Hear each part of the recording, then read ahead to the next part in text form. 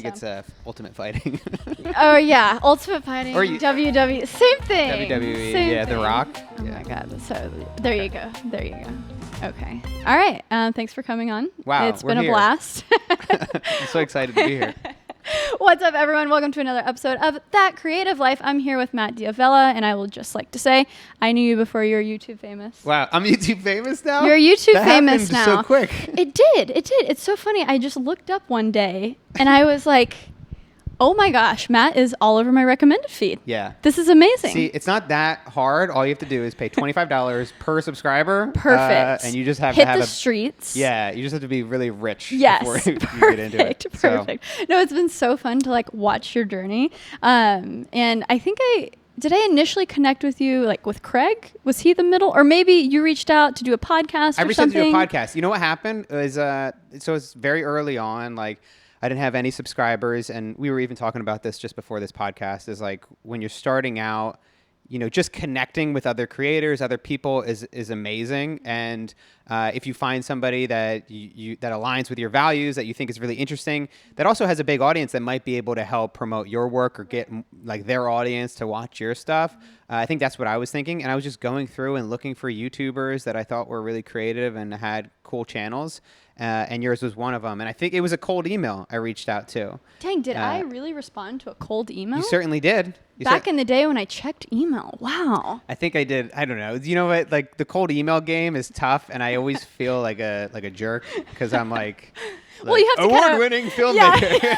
I don't do that, but I'll be like, you have to prove yourself. exactly. Right? You do. So like if it's Yeah. a subscriber count or it's hey, you know, director Of interview with minimalism. director of minimalism, Yeah. Netflix documentary. I probably did something like that, and Because and I luckily you remember, responded. yeah, because I think you had done a podcast with Craig Adams before or something. Around the same time, yeah. So I think I had seen you, and then I was like, oh, director of minimalism. Mm-hmm. Holy smokes, that's like on my recommended Netflix all the time.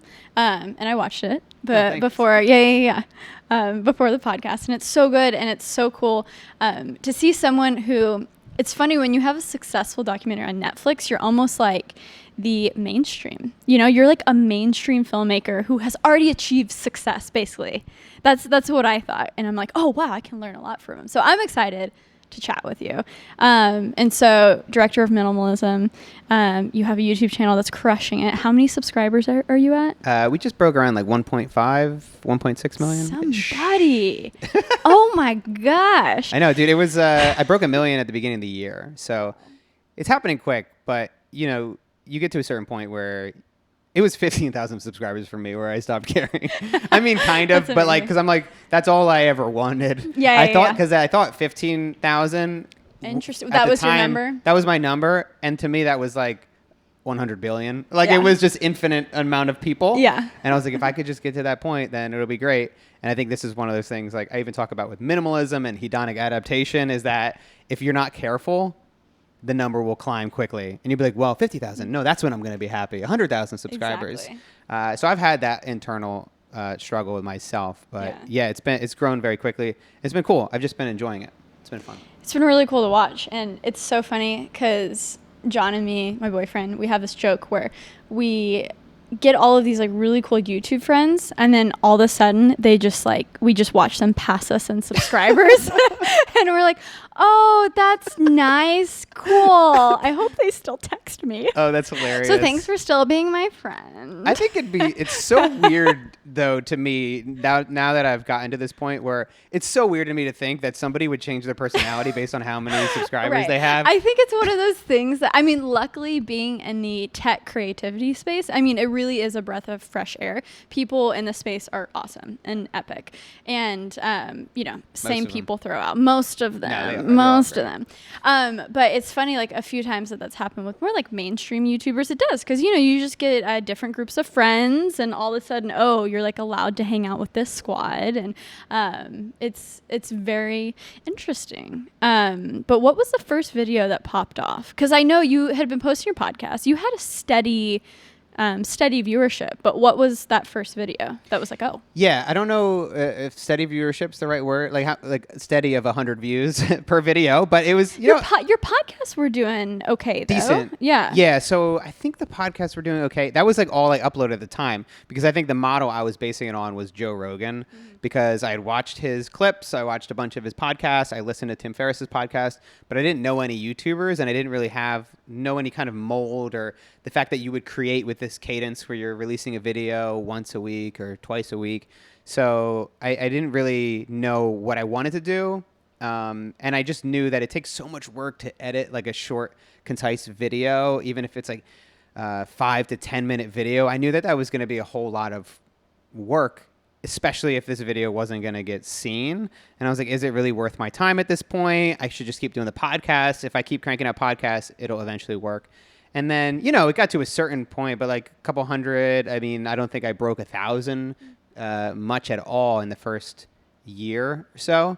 And then I made a video called My Minimalist Apartment, and it was just an apartment tour video. I'd seen many of them. It wasn't like an original concept or idea. I'd seen other people do it, and I was like, oh, that's interesting. Maybe I'll do like a minimalist apartment tour video.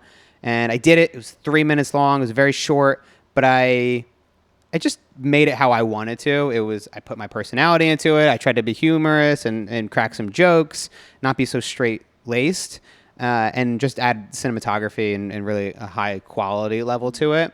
And that was the first video that within the first week, it got 20,000 views, and it just kept going up and up and up. And then I'm like, oh my God, this is crazy. But it was also just that light bulb moment where I was like, oh yeah, this is what I should be doing. Right. I should be editing short, concise videos. I should be really focused on storytelling. Are you still shooting with a Red? No, but that's what I started with at that time. Because that was the shocking thing in the beginning. I was like, what? He is using a Red camera for YouTube stuff? Yeah, it wasn't by design. What happened was, it was a big, big mistake. See what happened was. Yeah, and my wife, Natalie, gives me crap for this all the time, because she's like, well, whenever I'm thinking about buying a new piece of gear now, she's like, this is not going to be like the Red now, is it? When you made that big $30,000 mistake. But I was doing freelance work, and for me it was like always about stepping up my quality, always reinvesting, and I'd done pretty well doing freelance. And I got to the point where I thought it was the right investment to get a Red to continually up the production value. So I got one, and it within 4 months I became a YouTuber. At which point the Red, I know that there's lots of people. There's a lot of controversy right now with the SSD and stuff. Have you seen that? No. People are basically taking apart the proprietary Red SSDs that you have to spend over $1,000 on, and basically saying like, look, it's a normal $200 SSD with a Red proprietary connection that, oh, look, it's like nothing special. Wild. So right now in like the tech camera sphere, a lot of people are making videos about it, which is interesting. That's super interesting, and that's actually pretty screwed up. I know. I don't know if I'm can I curse, because I'm editing myself live, and I think I'm doing a damn good job. Heck yeah. But Red, it's an asset though, especially with film freelance stuff. If you have a Red camera, you stand apart. Right. Yeah, but for YouTube videos, that's not true, right? For freelance stuff, and I think it's really only true for cinematographers, DPs, because you normally can get a certain rate for that camera. Mm-hmm. It's like, okay, my hourly rate is $700 or $1,000, and my camera rate is $400 to $700, whatever it is. Mm-hmm. You can obviously charge a premium for having a Red, but I found that it just slowed me down so much when you're making a video every week. And I know other YouTubers can use Red and shoot in 8K, but like for my workflow and what I want to create, it's just way too much. Mm-hmm. So I ended up selling it, and this was also at a time where I was a YouTuber for about a year maybe, and I didn't make any money, because I just took a long time to monetize in any way, because I was taking my time, but my runway was dwindling down and down. So selling the camera actually was nice to give me. It was like the only income I made that month. Right. Yeah. Well, hey, I mean, at least you sold it before Linus Tech Tips made his big video on Red. But it's just been interesting to see. Poor Peter McKinnon just bought a Red camera too, but they're still He did, yeah. amazing. Great cameras, but that is Amazing, so great interesting cameras, that but it's not only like a headache to operate, but I mean they're basically just kind of calling out their lackluster customer service and the expensive accessories that you have to buy. it's crazy. It's dude. 'Cause I'm like, crazy. I bought a C200 and Oh, that's kind of like plug and play. Like, oh my god, Yeah. it's got a monitor. Yeah. A monitor costs like $3,000 for a Red, Exactly. and I'm like, Exactly. what? I'm broke now. Exactly. So yeah, now people are finally saying, something's not right with this. But so going back to the documentary Minimalism, because it's so funny how you kind of got your break on YouTube, was hitting this trend. Because I mean, minimalism on YouTube, a lot of people were making YouTube videos about it, and it's so funny that you like the timing of it. I feel like you were able to enter this space as like a very, like you had authority behind the subject, right? You had years of making a film about it, and you yourself are a minimalist, you know? It's not like, oh, minimalistic YouTube, apartment tour. I'm just going to throw this in the title because it's good for keywords. So bring me back to like, what made you make that documentary? Yeah. So How did it start? Yeah, making minimalism, it was a bucket list item for me, and it was just make a documentary about something I care about. I'm very into self-help. If you watch my YouTube channel, you know that. Like I just really love it, and I don't care how corny it gets. Like there's nothing like a Tony Robbins audio tape that just gets me fired up in the morning. I just get so stoked. We're fellow Gary Vee fans. Yeah. So yeah. So like, yeah, I mean, it's just, for me, it's just very easy to get excited about these kinds of things. So I put it on my bucket list, and I was like, all right, I really want to do this.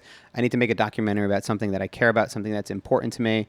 And I it just sat there on the list for about 3-4 months. And then I met Josh from The Minimalists. He's got a very popular blog. They've been writing on the blog since around 2010 or so. And I had followed them, and they were one of the guys that got me into minimalism to begin with, reading their stuff. And so we had done one video together. I helped them out and shot something for them while they were in New York, and I was living here. And Josh called me one day. Totally forgot you lived here. Yeah. I mean, that's where I started the YouTube channel and the podcast and stuff. I lived in Hoboken for 4 years, and then we were in Brooklyn for 2 years. So it's actually good to be back here. It's really hot in New York, but I do miss it. Yeah. It's an amazing place. But then Josh called me one day out of the blue and was like, hey, do you want to make a documentary? And I was like, oh shit, like this might be it. This might be the time to do it, because at that point I paid off a lot of my student loans. I was doing well with freelance work. I made up like a nice little nest egg to save up where I could take the risk. And so I just decided to do it. And I joined them on the road for a few months. We just filmed all around the country. We had really not much of a plan about what we were going to do, but we were all passionate about minimalism. I was passionate about filmmaking, and I knew that we had a core audience of theirs, which, I don't know how big it was at the time, but like it was big enough that we could probably make our money back. There'd be enough people that would buy the film. And so we like just put our heads down and worked on it. It ended up probably being about 2 to 3 years until we finally released it, finally got it on iTunes, Netflix, and all that. But it was, it was an uncertain journey for sure. So have you been a minimalist for like your entire life, the past 10 years, when maybe you started making the documentary, that's when you started taking it seriously? Like when did that start? And what is your definition of minimalism? Yeah, definition of minimalism that's a really good question. I think it's a lifestyle that helps you figure out what's truly important to your life. Because a lot of times we are told, whether consciously or unconsciously, whether it's through advertising or our peer circle and friends, that we need certain things in order to be happy. It's always, if you get this, then you'll be happy. And I still fall into that trap, and we all do. It's like, oh, if I get this lens, then everything's going to be perfect. If I get this amount of subscribers, then I'll finally never have to worry about anything again. But as we all know, once we get to these milestones and these points in our lives, once we have everything we thought we wanted, it can be a pretty empty feeling if we haven't focused on what's really important, like friends, relationships, and all that. So minimalism just allows me to, whether it's the things in my life or it's the clutter on my computer or it's the relationships I have in my life, it lets me question and ask whether something's adding value or joy. It's something I want to keep in or something I want to let go of. And I first got into it, I graduated from college with $97,000 in student loan debt. and I did the smartest thing I could think of, which was to buy a brand new car. So I was about 110,000 in debt, 115. Because what's another few 10K? You know? Yeah. It's not a big deal. Just throw my tab. You know what's funny is that like I never went to a guidance counselor in college, and I should have, because I ended up missing 2 or 3 credits, and I had to take summer class, and it cost $10,000, and the classes were basic algebra and weightlifting. For $10,000. Yeah. So thank you, Temple University, for that. Shout out to Temple. Yeah. Wow. But no, it was a great education. Love it. Would definitely do it. Recommend it for everybody. No, but it was pretty stressful. Having all that debt weighing over me. That's the reason why I had to move back in with my parents. But I also couldn't help but feel like a failure in knowing that all my friends were going out. They were getting their starting salaries. They were making money. They were out partying, and they had happy hours 3 nights a week. And I was just at home, alone, not dating, not doing anything, just working on my business. And I was passionate and fulfilled by it, but I still felt like a complete failure, because I felt like if I got here, then I'll be happy. I thought I had to get all the house, the cars, the stuff in order to prove myself. And then I saw an interview with Tom Shadyac and Carson Daly. Tom Shadyac is he directed all these amazing comedies with Jim Carrey back in the day, Bruce Almighty, and so good. He's so good. I mean, honestly, he's one of the best. So he was just talking about his story, and he's like, I had everything I thought I was supposed to have. I moved into this huge 10,000 square foot mansion, and I just felt empty. It's like, why did I want that? This is not making me happy. So he ended up getting rid of all of his stuff and moving into a trailer park in Malibu. And I'm like, that's where you move into a trailer park. Sure. In Malibu. I mean, it is in Malibu, so it's not like a trailer park in back where I'm from in Jersey, where it's a little bit not so desirable of a neighborhood, is what I'll say. But yeah, so he ended up, but I mean, that to me was just profound. The fact that somebody who has everything. Yeah, he gave it all up. I was like, I didn't know you could do that. Nobody ever told me that was a thing you could do. I never saw that as a potential for my life. And so it just got the wheels turning a little bit, and it just opened up this idea of simplicity, of letting go of stuff, of not always trying to get more and more and more. And it really helped me going forward. And, so not long after that, a couple of days later, I stumbled across The Minimalist and Joshua Becker and Leo Babauta of ZenHabits.net, all these amazing bloggers and authors that were talking about minimalism. So I just dove right in. I didn't have a lot of stuff to begin with, so I just pared down the stuff that I had, packed it up, threw away the garbage. I donated the rest to charity and gave some stuff away to friends, like some old guitars that I never used anymore. And from that point on, I started to redefine what success was to me, because success was always defined by these materialistic measures. But now I had this opportunity to define it in a way that was about finding fulfilling work, finding companies to work with that, represented my values, that cared about the things that I cared about, and just surrounding myself with people that had similar values to myself. What did you study in college? Broadcast telecommunications. Okay. So you had been into video since what, high school, or when did that start? Oh man, did I ever tell you about the time I got sued? No. Yeah. So I got sued for $7 million.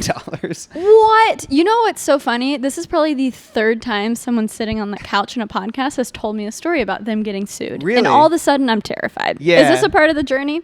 Am I that creative? Getting sued. Yeah, exactly. No, it's very scary, and I think because of that, I'm much more conservative and thoughtful about certain deals and making sure I'm using licensed music and make sure the clips that I use. I mean, I'm an anxious wreck to begin with, but I try to be a little bit more cautious about the videos I put out because I just don't want to be sued again. But I got sued in 2008 or so. I was a couple years into college, and I made a parody rap video, as you do. Okay, yeah, because I feel like we talked about this when I was on your podcast. Yeah, we might have. Yeah, but I might have hijacked the conversation with my rap music video. Oh my God, that's right. Yeah. So I don't think it's we so funny. Got we to have your the side memories of, of Goldfish here. This is actually, if we go back, it's the same exact podcast we already did. So what's your experience with it? I'm not going to tell the long story, but the main points are I got sued for $7 million for making a parody rap video about the produce department of the grocery store I worked at. So this was like 2 years after YouTube started. YouTube started in 2006. So there were like these parody rap videos that were very viral at the time. They were all over the place. And I was like, this is it. This is my shot. It's funny how now I'm a YouTuber when like I wanted to be a YouTuber like way back when. And so, you know, my brother and I put this video together and it was inappropriate. And we're talking about peeing on produce. Like don't come up to us acting all rude because we won't be afraid to pee in your food. Oh my God. Really highbrow. And then did you put the grocery store's name in the video? We didn't. Is that what the problem was? We didn't, but my brother had a hat on, but it was like SD, you know, you couldn't tell, but he had the hat on of the logo of the grocery store. And somebody complained from our store because the video only got 1,000 views at the time. And then somebody complained, and then it went up to like HQ. They found out about it, and they decided instead of doing a cease and desist, they were going to sue us for $7 million. So like, oh my gosh, the AMP, which is like the grocery chain that sued us, it was like they sued us for $7 million. Me and my brother, who had no money. Where did they get that number? I don't know. So it was kind of tricky. When we first got sued, we thought it was $1 million because that's what it said in like, I guess the legal document. But then once we got lawyers to represent us pro bono, they're like, actually, there's 3 counts here, and 2 of them are double, or 3 of them are doubled, or whatever. And it's like the number added up to $7 million total if they threw the book at us completely. It was a long, like 1 year saga. We actually ended up being on national television. Like we had 15 minutes of fame. We were on the front page of newspapers, and we still have like a bunch of like the newspaper clippings. And I have like, wow. Yeah, me and my brother. So how did you find someone pro bono for? We lucked out. Pat Farmer is the name of the lawyer. So if Pat's Shout watching, out. Shout out to Pat. What's up, Pat? Their whole law firm, like it was just the nicest people, and Pat was just there with us, and we were just dumb kids that are like rebellious and like, no, let's fight the man.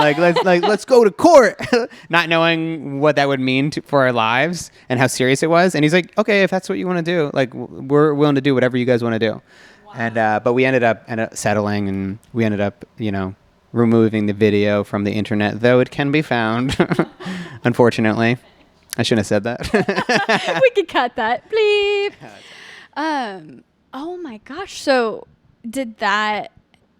When was that? Like in your life? That was high in school? 2008. Or? So I was 2 years into college. Okay. But I would say like that was the first time I ever got serious attention for a video. Right. And like I was like, on the flip side, this is interesting. Yeah, and it paved the way for me to I think pursue filmmaking seriously. Like I just always loved it. It was the only thing I was really into. The only thing I was good at.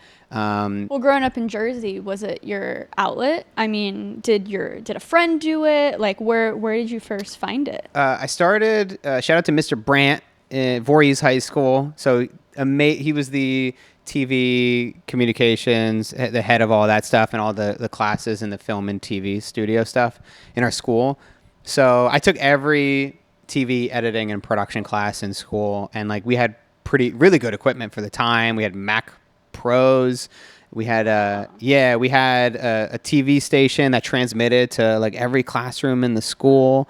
And so I just loved it. And I would go in during lunch. I would go in during study hall hours, any available time I had. And I would just pour myself into these videos. And I wasn't sure I could actually make a living doing it. And a lot of people told me that it probably wasn't possible, that there wasn't a lot of jobs, that you'd have to go through Hollywood and like the industry. Like DSLRs weren't a thing at the time. My first camera was a Sony Handycam, and it was just tape, and the quality was horrible. Mm-hmm. So I just made them for me at the time, and I made it because I really liked it. And then, you know, it took about 10 years to, I mean, maybe a little bit less, but around there to like actually have some success. It's a process, in it. Right? It sure is, yeah. Yeah, and with that, starting the documentary, it sounds like it didn't start with a structure. It was kind of like, okay, you guys are going on tour talking about minimalism. That's obviously going to be what the documentary is about.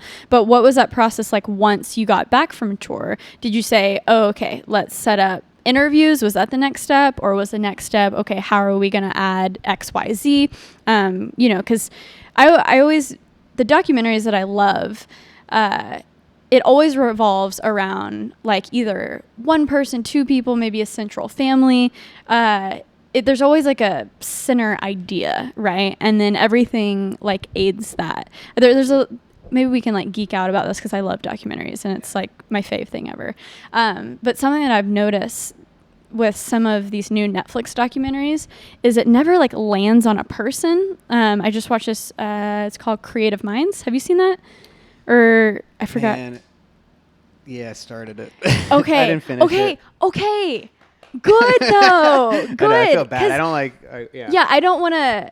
This isn't about Everybody has a bashing preference. anyone. Everyone has a preference, but it was so weird because everyone started like recommending it to me. Sarah, you have to watch this because I do docuseries stuff. I was like, sick, and I started watching it, but it just kept bouncing and bouncing and bouncing, and it never landed on anything. And it was like a new interviewee and like and it never grabbed me. Yeah. And I know I'm going off on a tangent. But that's the thing. That's the difficult thing about talking head documentaries. And that's what I did do one like that was called Design Disruptors. And it was interviewing people in tech in Silicon Valley, like from Facebook and Airbnb, Twitter, about how they design their apps and how they create the user experience to be seamless. That sounds interesting. Yeah, but it's a very challenging documentary to put together because you have 80 interviews over 30 companies, and it's like, how do you create a cohesive voice? And could have certainly done a lot better. There are people that are amazing at it, that are brilliant at putting these stories together. What do you think the secret sauce is for the talking head stuff?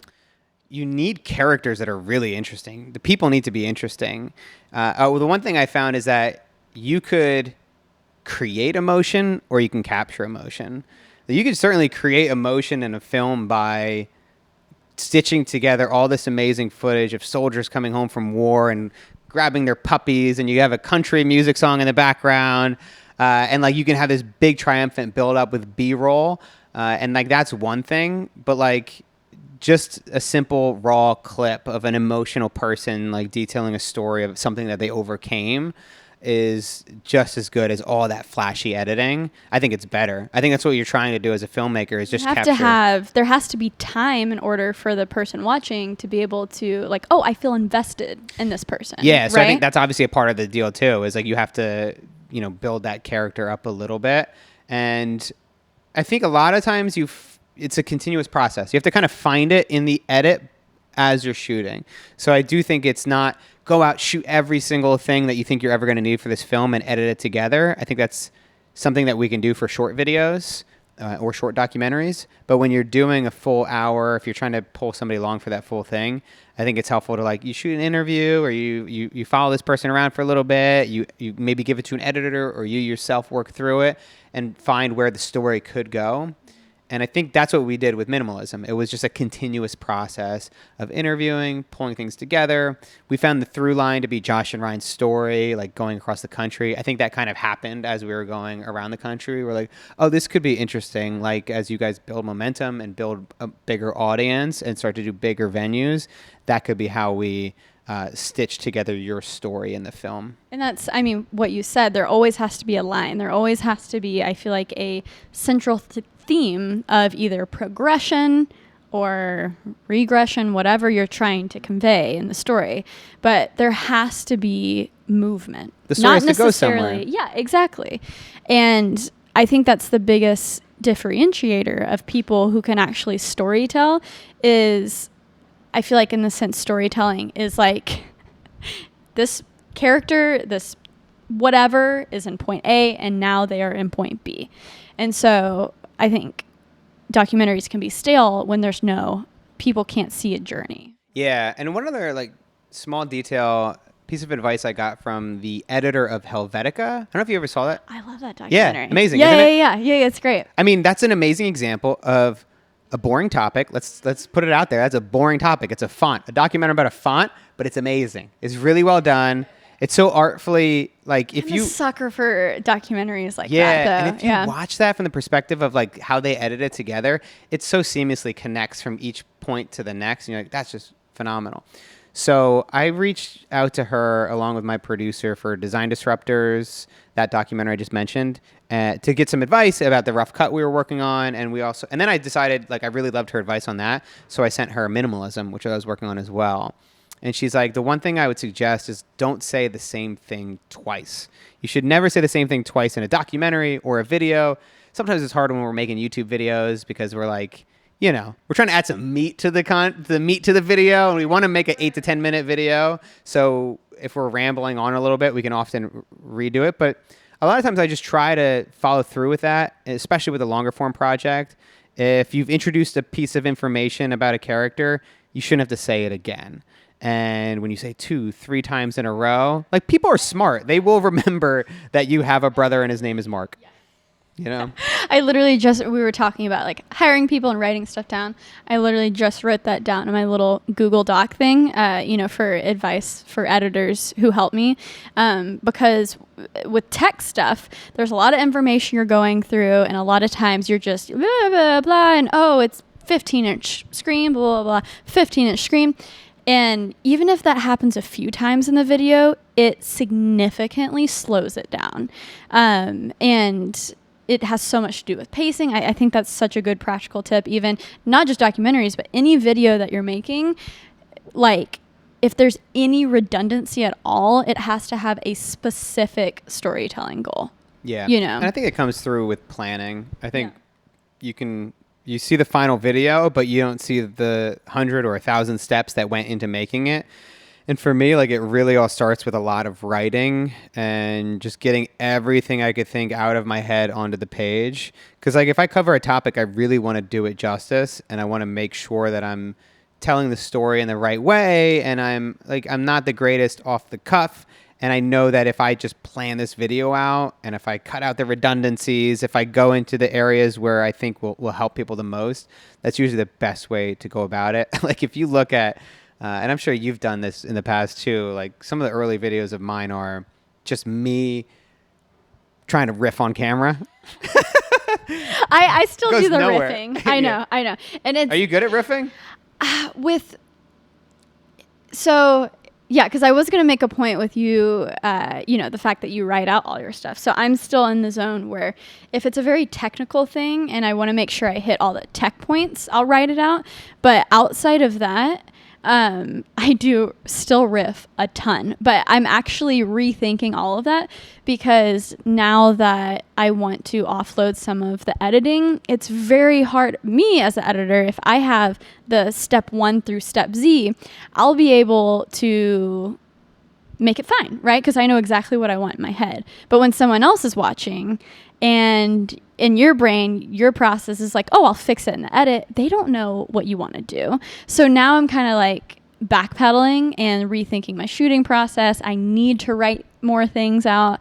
If it's more of a natural, like vloggy style, then that's fine. But yeah, I'm very used to just kind of like the riffing, but a lot of times that's when you end up with a 40-minute clip that you have to cut down to 10 minutes, and you're like, what? Yeah, I plan spontaneity into my videos. That's good. So I plan, like, I have a structure of where the video is going to go. I do a lot of voiceovers because I don't love being on camera. I know, like, you were talking about, like, you don't love vlogging. Yeah. Like, the vlogging thing is challenging in its own right, and I do a little bit of that. But, like, I mean, it's not that I hate being on camera. I just love filmmaking and editing. Like, I just love that part. I had to be on camera because I didn't have any friends. I think we're in a very similar... Yeah. Yeah, wait. It's like nobody wants to help me with videos. Yeah. I guess I'll be in the video. Yeah. But I mean, it's the easiest thing. Exactly. And it's YouTube. So it's a lot of do it yourself. And yeah, I love editing. I edited before I filmed anything. So I went into it backwards where I was like 20 years old and just got my first camera, like the Canon 70D, because I was so used to borrowing other footage and just being the editor for projects. So, but yeah, I still love editing. Yeah, I think it's like you have to focus on the things that you really love to do. Like, what do you really enjoy? And sometimes we think that we have to do everything, or and there's something to be said about, especially in the beginning, doing it all and like getting experience in every part of production. But then I think and like there's always going to be challenges. You're never going to get past that. But if you really don't love being on camera, or it's just something you want to diminish or reduce, there's other ways to tell a story. And like And you could partner up with someone, and they could be Yeah. the on-camera talent, and you produce and Yeah, edit, or you could do and more split interviews, everything. or Yeah. you can lighten it up in that way. Like I love Mango Street; they're great because they're introverts, but they use that to their advantage in their storytelling. Like that's how they tell their stories, is by using more voiceovers, by being more thoughtful about how they put their edits together and do their tutorials. So I think it's like you have to make your videos in your own way, your own style. So you've done something that a lot of people strive to do, build that audience who's behind you 100%, and they take that extra step to pledge as a patron, right? And so you've had a really successful Patreon, and now as you're building, you're also working brands into your YouTube stuff. But initially you were just Patreon driven. So how many people have pledged to your Patreon? 2,000, which is crazy. Yeah, it's awesome. I mean, so nice. Yeah. People are so nice. It's so great. You know what? People are so nice in the YouTube comments. Are people nice to you? I mean, most people. It depends. Yeah. It depends if the video pops off in an area of exactly. YouTube that's bad. Yes. Then that's when the If bad it pops comments off, start. period. If it gets too popular, you never look at the comment Exactly. section. If it breaks like 1 million, you're like, no, forget it. It's dead. Burn it down. Burn it down. Abort. Yeah, my main audience is so nice and like creative, beautiful humans. But if anything pops off, I just don't open the YouTube app. Isn't that sad? Like, yeah. I mean, it's fine. It's part of the territory. Yeah. Because people don't. That's what I think is great about building an audience over time versus just going viral or having one moment to find your entire career, is because people get to know you and they understand that you're human and you make mistakes, or you may not make the best video in the world, but they're always there. They're there like through the ups and the downs. Yeah. So how did it start? The Patreon? Was it 1 tier? Was it 3 tiers? What do you offer to people that makes them go over to your page? Because a lot of people see that as, okay, I don't need millions of people. If I could maybe just get 100 Patreons, I could do this as a side hustle. This could be a thing. So, I mean, what your first 100 patrons, what were your tiers, and how has it evolved? It hasn't changed a whole lot. Although the only difference is, so I'd say when I first started out, I had 3 tiers, and when I launched it, I was very thoughtful about it, and I wanted to make it into kind of like a big release. And I really lucked out because that's right around the time when my audience grew substantially. So it was right before it. And that's how I was able to grow it so quickly, because my audience grew at the same time. And I was constantly getting new people coming in. But I had 3 tiers. The first tier was help support my videos and keep them ad free. And the only thing I've changed about that tier is that my videos aren't ad free anymore, so it's just help support my videos. So just give me money and you don't get anything in return. Welcome to the dark side, Matt. Taking corporate money. Yeah, yeah, exactly. I know, it feels good. It feels good. I love it. Sponsors are great. Is this video sponsored? No, probably not. Maybe. Shout out to Audible probably doesn't sponsor podcasts because they want you to listen to an audiobook, right? That's a great point. But I think they might have podcasts on there. Okay. I'm not sure. Yeah, I should saw know that because was your they're the first. first. Yeah. They're the first one that's sponsored me, so they're cool. I love Shout out to Audible. Audible. Yeah, they sponsored one of my videos and then they never came back. So I guess I really. I'll see how that works out for me. Because usually I'm pretty good about like repeat, people like Squarespace and that was like the one that didn't come back, and I feel very hurt. Audible, I love you guys. Come back. Yeah, I love Audible too, and I'll definitely, if I talk to them, which I haven't yet, I'll put in a good word. Thanks. But dude, honestly, I put a lot of pressure on myself with that whole advertising thing too. Like I thought about it for a long, long time. And like, is this contradictory? Is this against like my message? Because I do think that a large portion of advertising can be very negative, and it can drive us to make decisions that are against our best interest. But there are people out there like Tim Ferriss and others like you that work with brands that add value to your life that you love, or you make exciting and interesting content with. And I think that there's a right way to do it and a wrong way to do it. And I think that like a lot of people, they're not just open about the sponsorships they do too. They're not declaring whether they're doing a sponsorship or not. So I think it's there's a good way to do it, and especially when you have influence. You're at a position where you can say yes or no. You know, you can choose who you want to work with, and I think it's important in the beginning too, because I think people appreciate that it's something that, you know, you put a lot of thought into, and you're not just accepting everything that's in your inbox. You know, I mean, I think, like my guidelines in the beginning was just like, I won't do alcohol brands and I won't do soda.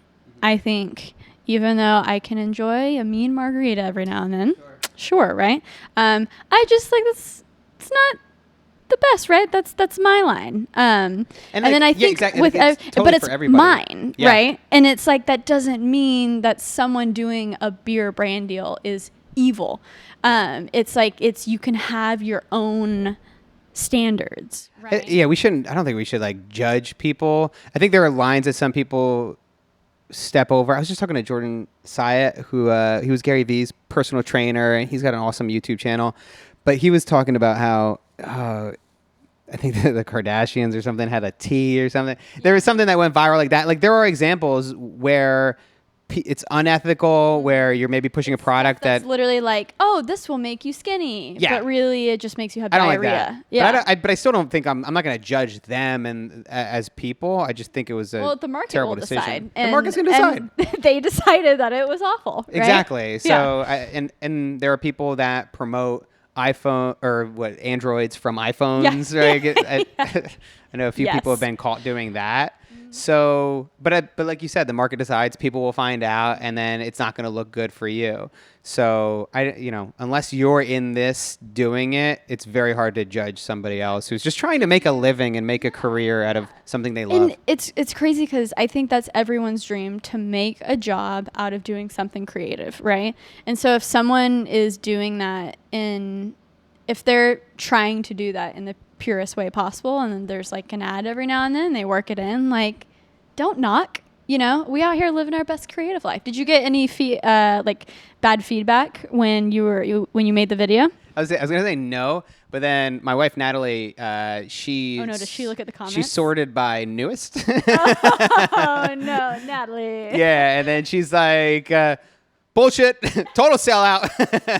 And because like the top comments were everybody's just so kind and nice, and like it didn't faze me, but I was also like, but you don't have to read them.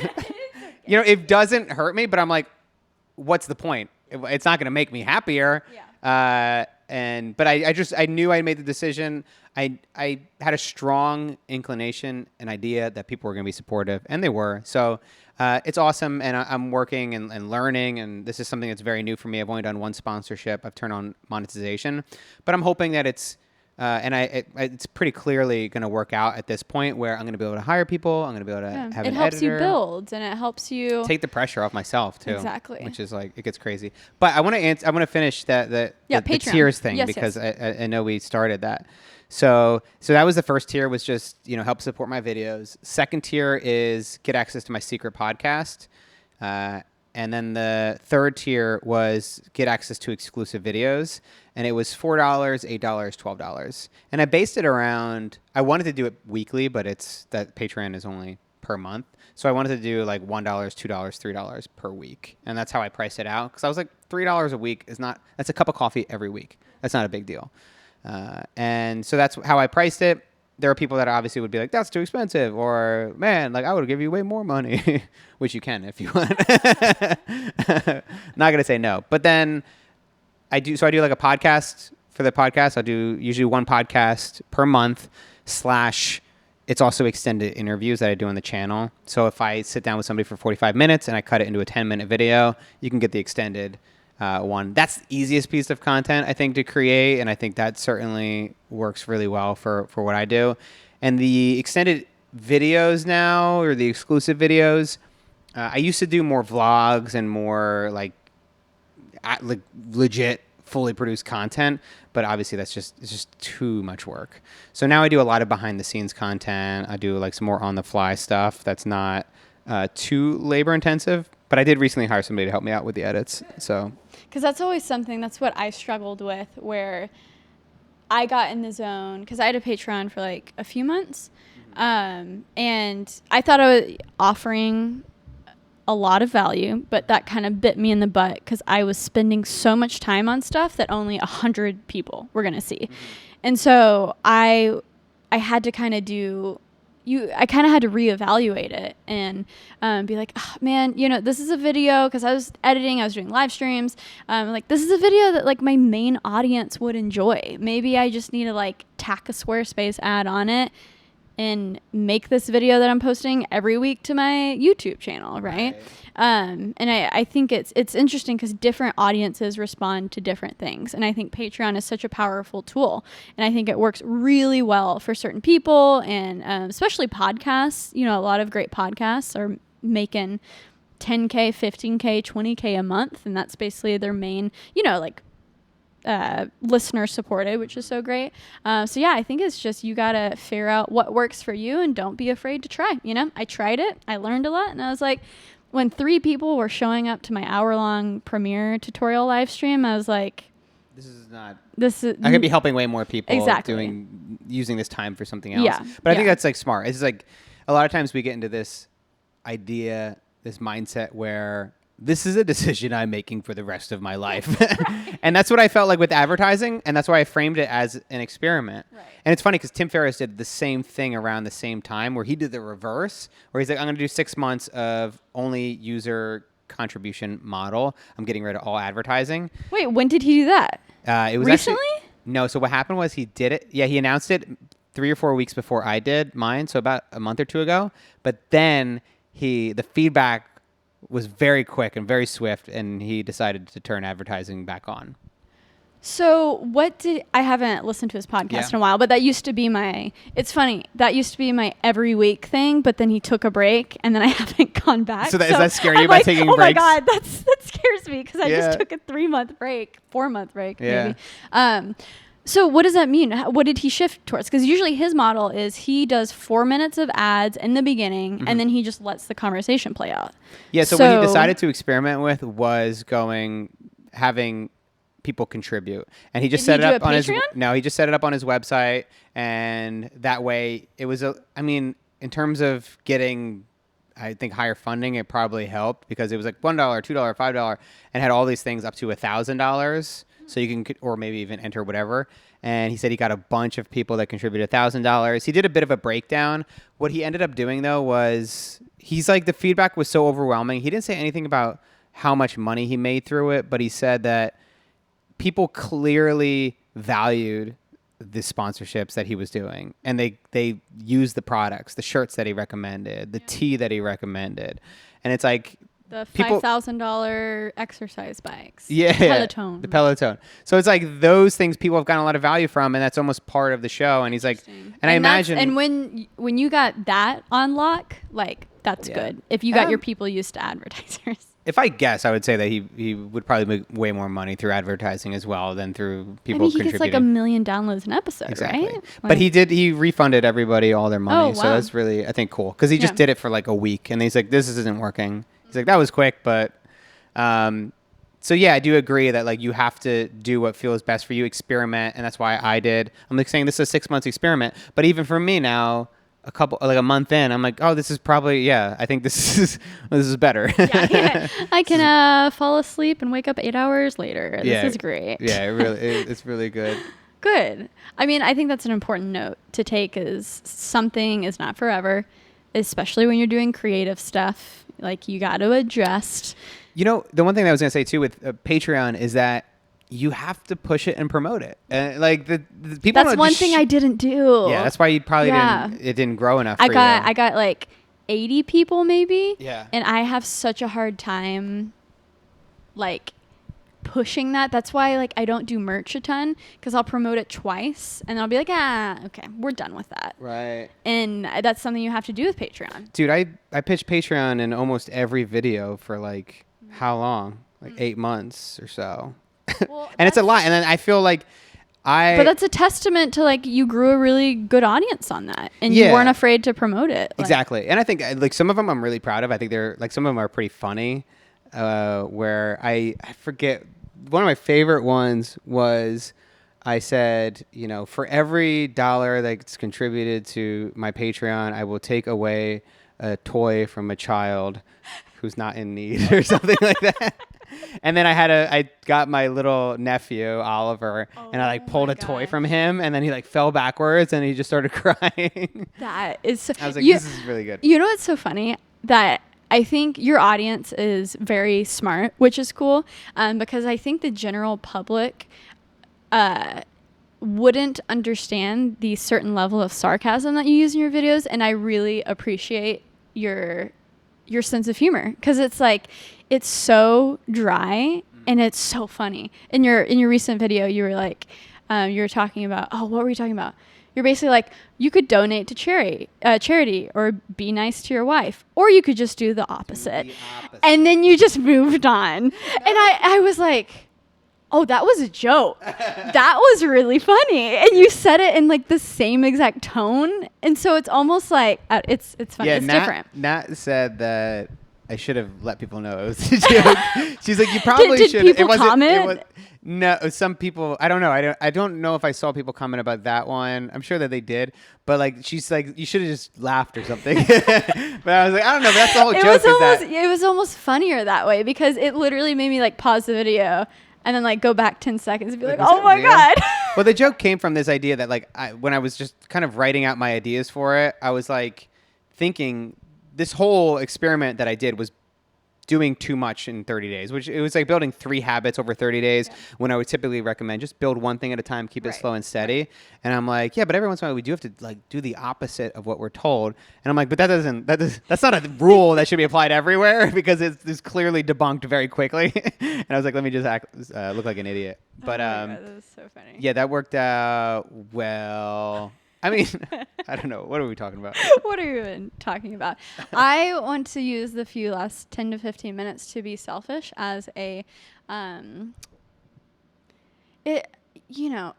don't think can I call myself a documentary person? Yeah. I don't know. I've never made a full documentary, but I've done a lot of like docuseries stuff. And so it's always in the back of my head where I'm like, I feel like I have to at least once in my life make a feature documentary, because it's like, that's the level of that's the storytelling I like. I hate scripted stuff. I will never do anything scripted. I'll have fun in my own YouTube videos, being goofy and, little acting here and there, but never do scripted stuff. And so that's always in the back of my head. And I'm like, oh my gosh, I could ask Matt some questions. And I think the biggest thing is distribution, and have your opinions changed since releasing Minimalism based on what the platforms have been doing? Because you got into Netflix really when, I'm sure it was cool to be on Netflix, but now Netflix is the hot thing. You don't want to have it on, I can't even come up with another, Vimeo, Hulu. Hulu's cool too. Hulu's cool. I don't know. But Amazon Prime. Amazon Prime. There's good stuff on all these You platforms. think of Netflix though. Am I allowed to say that? Sorry, Netflix. Are you under contract? I gotta look at my contract. But no, I'll make up. Netflix is the one I think of, and I think what a lot of people think of. And so because of that, it is now harder to, I think, distribute to Netflix. But what was your process getting Minimalism to it? Did it start as something where, they're going to host it, but they're not going to promote it, and then you got some organic traction, and now when you literally go to the documentary section, you're like on the first page. Really? Yeah. I always think of you.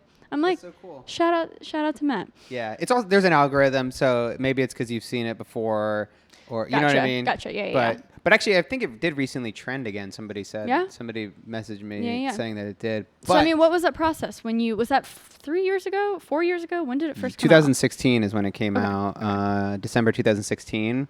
So I think the advice that nobody likes to hear, which is the truth, is that you just need to make a really great documentary first. Like, you have to make something that's amazing that they couldn't say no to. And we made something that they said no to. So they actually did say no to us at first. And then we had to, what happened was we reached out. After we made the film was done. It was complete. And then I think we had reached out and couldn't get connected. We couldn't find anybody that would be willing to watch a documentary. And then we released it independently. And then it did really well. It got to the top chart on iTunes, like thanks to Josh and Ryan's audience that were really into minimalism. I think that helped to create a tipping point where enough people went to watch it. And then I think we reached out to Netflix after that, and they were like, it doesn't fit our cadence and the flow of the documentaries that we like to have on Netflix.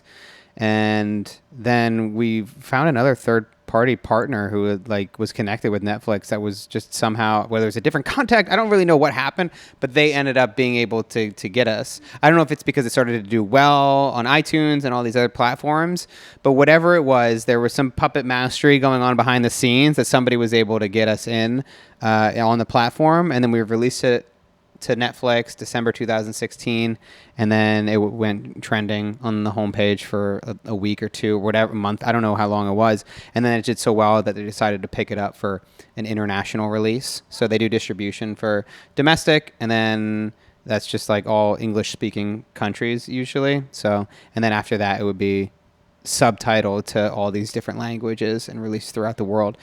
So that, I mean, obviously the whole experience was super surreal and awesome. But it started with making a documentary that we thought was really great and just put everything we had into it. And I think if somebody doesn't have any relationships or connections with Netflix, that's how you start.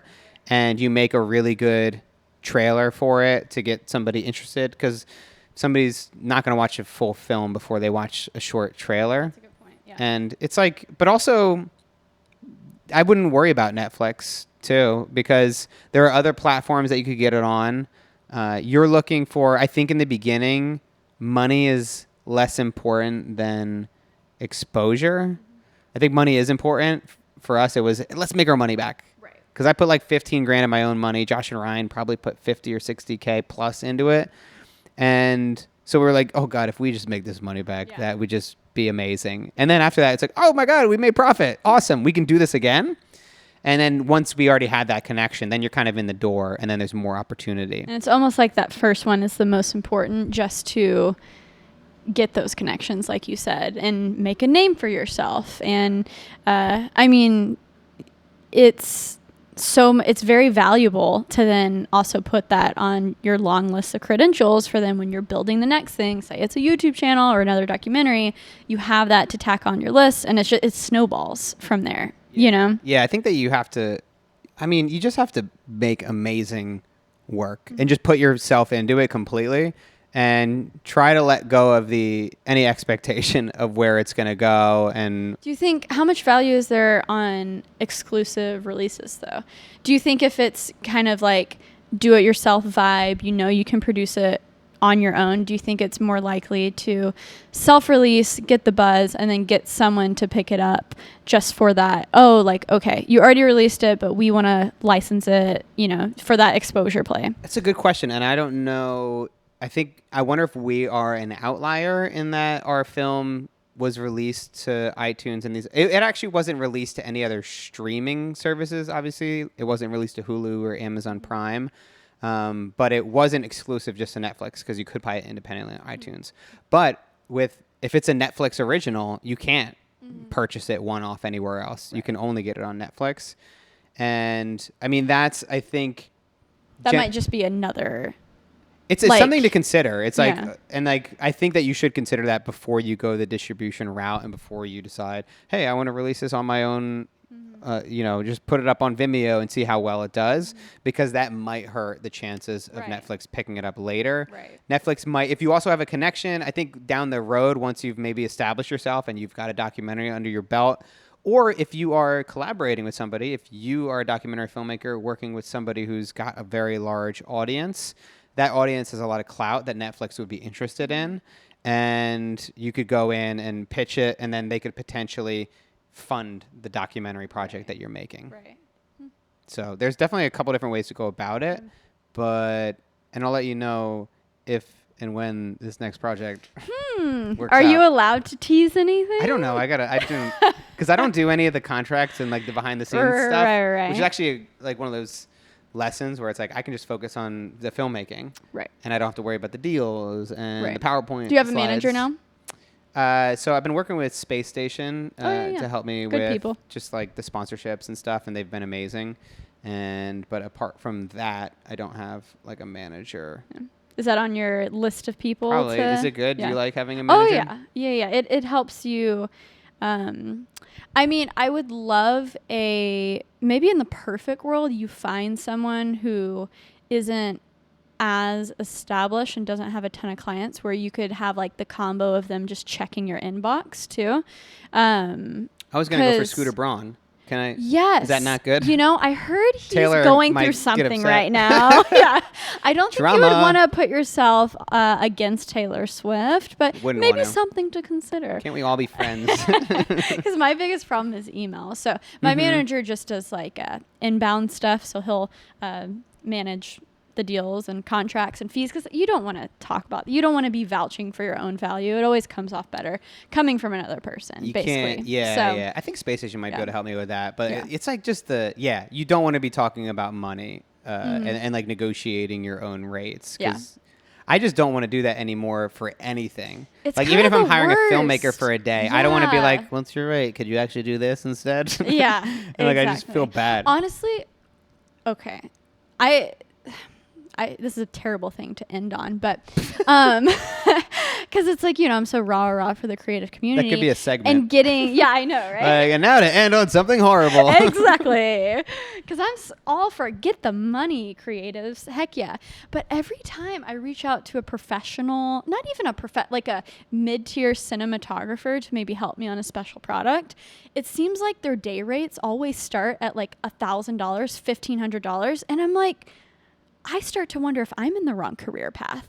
I'm like, how is this? Maybe it's the fact that maybe they see me having money, or I don't know. Yeah, 'Cause maybe. I don't have $1,500 a day to just like Yeah. throw at a cinematographer. I don't know. Maybe it's the cameras. I've seen that too, though. It's funny because cameras. we were texting before this about trying to get advice for a filmmaker in the area, and then I did reach out to some people, and I was surprised. Like I got a bunch of people that their day rate was $1,000, and their kit was like a Sony A7R2 or something, and I'm like, I would at least expect to see 200 or 300 for $1,000 day rate. And then That's I'll pretty get expensive. that, and then they'll also say, "Oh, and I have to rent out my gear."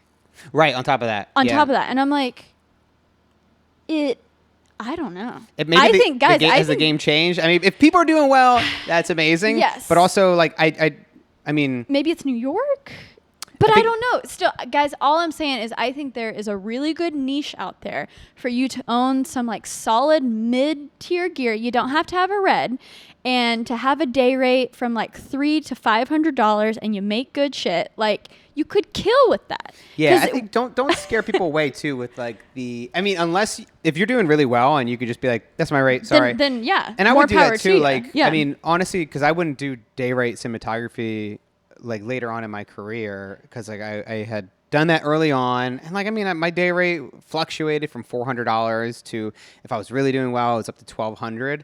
But like for the most part, it was pretty low, especially early on in my career when I didn't have like a kit or experience or any of that stuff. But then sometimes you get an email in and you're like, oh, I know this person can't afford me. So I would just say, oh, my budgets start at around X, whether it's 5,000 or 10,000, whatever. But also those numbers are like me producing, directing, doing the whole deal. Yeah, and it's so different because I think too when you're talking to YouTubers, whenever if it's brand work or whatever, brands are getting the production, the talent, and the distribution, right? So we're very used to, okay, you're getting a great deal because I do everything, and then that's why it's so hard for me when I'm reaching out to talent to help. It's kind of like, well, I'll just do that by myself. But at the same time, if you are getting those rates from companies, good for you. Just keep going. Yeah, It's one of those things where it just shocked me. I was like, well, if this all goes badly, I can go be a cinematographer. Yeah. Like, apparently there's good money in it. I'm like, I'm glad. Like, I wish I was making this money. I'm glad that's a thing. Good for you guys. Yeah, but to that same point, there was one guy, at least one guy recently, who's like, I will fly from North Carolina to help you for free on this shoot? And I'm like, I want it to be like, yes, but also I just feel, I'm like, dude, it's not worth it for you. It's 3 hours. And like, You also don't want to be the person that then gets,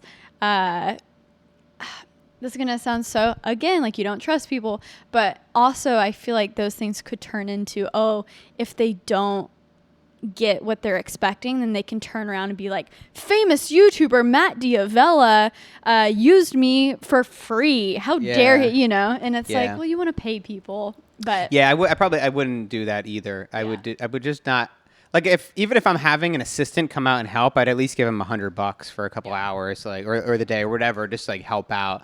Like I know that people are willing to do work for free, and I myself was young and willing to work for free or for really cheap. But I just always feel like I feel guilty. Yeah. Well, it's context, you know. Yeah, it's like, for sure. If it's your siblings who's getting into film and they want to film your wedding for free, and you know, you don't care if they mess it up, then, you know, it's like, okay. It's awesome that people are doing so well. Yeah.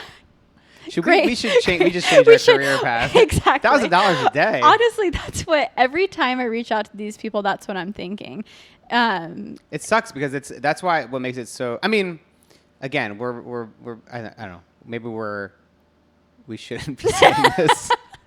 But I'm just saying, like, I mean, it's tough to hire out people. This is why videos are expensive. This is why you have to do sponsorships and advertising. Yeah. Because, like, I really want to make amazing videos, and I want to hire really great people, the best people. Yeah. But if people that are not great are charging $1,000, Exactly. what are like the great DPs cost? Yeah, I know. The big kit and all this stuff. So it's like, you know, video and filmmaking is very expensive, and I really do think we should continually up our budgets. But that's why I think maybe that's where a retainer comes in handy, where you hire somebody for a couple $1,000 for the month, and then it's 4 days, and then you get a good rate where you're paying them $500 a day. And because then, I mean, dude, retainers for me early on as a freelancer helped me survive. I had a retainer for maybe 5 years with a client, and they just paid me every single month, and I did lots and lots of work with them. It was guaranteed work, guaranteed money every month. And I know lots and lots of filmmakers would much rather have that kind of consistency of being like, hey, I'm going to make $2,000 every month versus $1,000 here and there, a couple times a year. Because I guess that's why they charge so much. Is like that could be one of only 2 jobs they do the entire month, right? Exactly. But I'm like, well, that's not my problem. But again, I mean, that's actually really good general advice to whenever you're working with brands, see how to make it more long term. Like, hey, well, do you need a filmmaker? Is this going to be a consistent thing? Because you know, I never thought of the retainer thing. Yeah, and I think also if you're going to give a budget, have a conversation first, or at least understand what they need, so then you can provide a couple different options. I mean, because like a lot of people are like, well, this is the way people do it. They have day rates. That's the way it goes. But you could also say, you know, this is my half day rate. This is my day rate. Here's different packages that you could purchase from me. And it makes it easier for the person who's hiring you to have options and have confidence that they're going to get what they need. Yeah. That's good. That's good. Okay. Maybe we can end on maybe a little bit more positive. Do you have any advice for the people at home who want to live their best creative life, Matt? What have you learned throughout your journey of being a documentary filmmaker and now a YouTuber, someone who is constantly trying to better themselves? You have a lot of good self-help out there. So this is a very broad question for someone who always makes videos about this. But anything stands out maybe for my audience? I'm working on a video right now, and it's like about the things that you shouldn't let ruin your life. And it sounds like a sad video. It sounds depressing, but it's something that I'm working on myself. And it's one, don't set unrealistic expectations. Don't say, oh, I need to get this amount of views, or I need this amount of money. Like, it's these if-then statements, like, then I'll be happy. Do not set expectations. Don't use metrics as a way to measure how well you're doing. It's so easy to do because numbers are right there on a screen. We can compare ourselves to our friends, our family, and everybody else in our social circle. Or we can do something a little bit more difficult, which is like try to measure how happy we are, how content we are, how challenged we are, whether that's through a journaling practice or another way to track how your well-being is progressing. those are the things we should be focusing on. Like, I can't compete with you on salary, but I'm going to try to compete with you on happiness. And I want to try to make everybody around me and my family and friends as happy as possible. So I focus on those things, and also don't be a perfectionist. And that's something that I continually struggle with. And even on this trip, you know, when I leave, I'm looking at all my gear. I'm like, okay, I should bring the C200. I should bring 4 lenses. I should bring the gimbal and the drone and the tripods and, you know, all these different mounts and lights.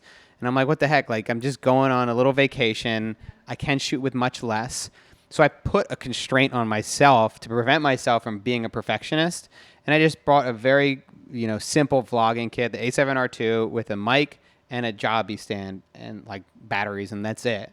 And I was like, all right, normally I shoot and edit my videos with much more, but let me just try on this video to create a false constraint. And I think you can do that in other ways, where if maybe you're like really, you obsessed with cleaning your apartment and making it really tidy, then you might want to restrict the amount of time that you spend doing that. Be like, okay, I'm going to set a timer for 30 minutes, and that's all the time I have to clean my Maybe throw apartment. a T-shirt on the floor. Live a little. Yeah, live a little. Get You a know? little bit crazy. Get a little bit crazy. But yeah, perfectionism is like a virus, and it's something that I am working to get out of my body. Yeah.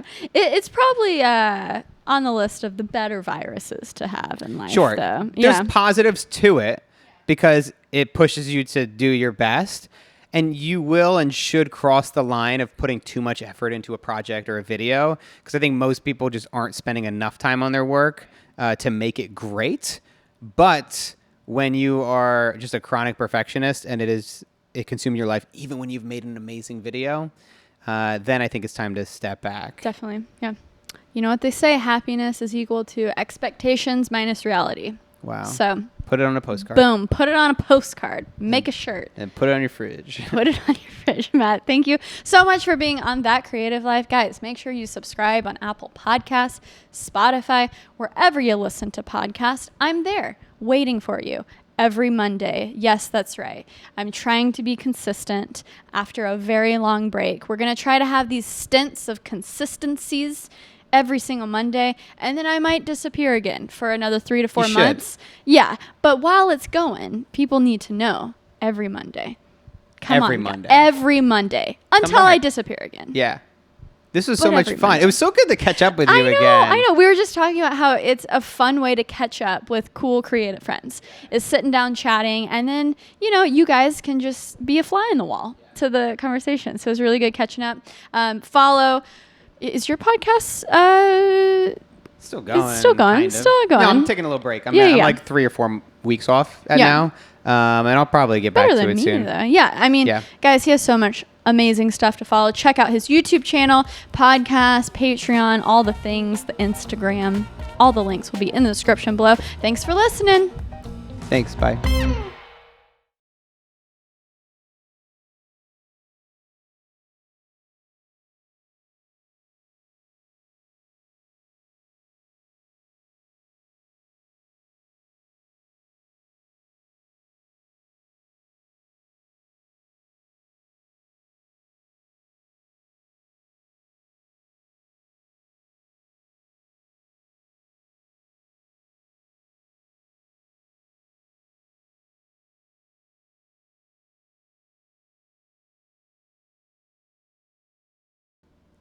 Okay, let's have 10 seconds of just this air so I can, This is me breathing. yeah, so I can hopefully cut in post. Yeah.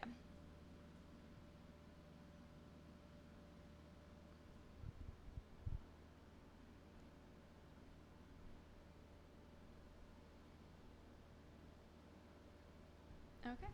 You know what's my life now? It's just like cutting up cardboard boxes. Yeah. so annoying.